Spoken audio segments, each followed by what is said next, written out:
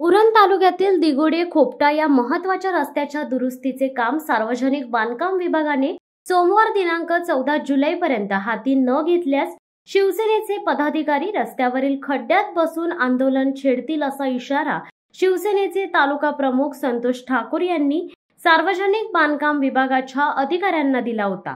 त्या आंदोलनाची दखल सार्वजनिक बांधकाम विभागाचे उपअभियंता नरेश पवार यांनी घेऊन रस्त्यावरील खड्डे भरण्याचे काम तातडीने सुरू केल्याने नागरिकांनी शिवसेनेचे तालुका प्रमुख संतोष ठाकूर यांचे आभार व्यक्त केलेत। अटल सेतूवरून दिघोडे रस्त्यावरून कोकणच्या दिशेने जाणाऱ्या चाकरवानी पर्यटकांची संख्या बळावली आहे।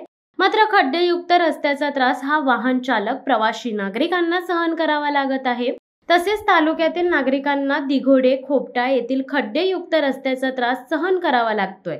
शिवसेना उद्धव बाळासाहेब ठाकरे गटाचे तालुका प्रमुख संतोष ठाकूर यांनी खड्डेयुक्त रस्त्याच्या समस्येकडे लक्ष केंद्रित करून सार्वजनिक बांधकाम विभाग उरण येथील उपअभियंता नरेश पवार यांची भेट घेऊन सदर खड्डेयुक्त रस्ते खड्डेमुक्त करण्याची मागणी केली। सोमवार दिनांक 14 जुलै रोजी शिवसेनेचे पदाधिकारी खड्ड्यात बसून आंदोलन छेडतील असा इशारा शिवसेनेच्या वतीने दिला। त्या आंदोलनाची दखल सार्वजनिक बांधकाम विभागाचे उपअभियंता नरेश पवार यांनी घेऊन रस्त्यावरील खड्डे तातडीने भरण्याचे काम सुरू केल्याने नागरिकांनी त्यांचे आभार व्यक्त केले। शिवसत्ता टाइम्ससाठी प्रवीण पाटील, उरण।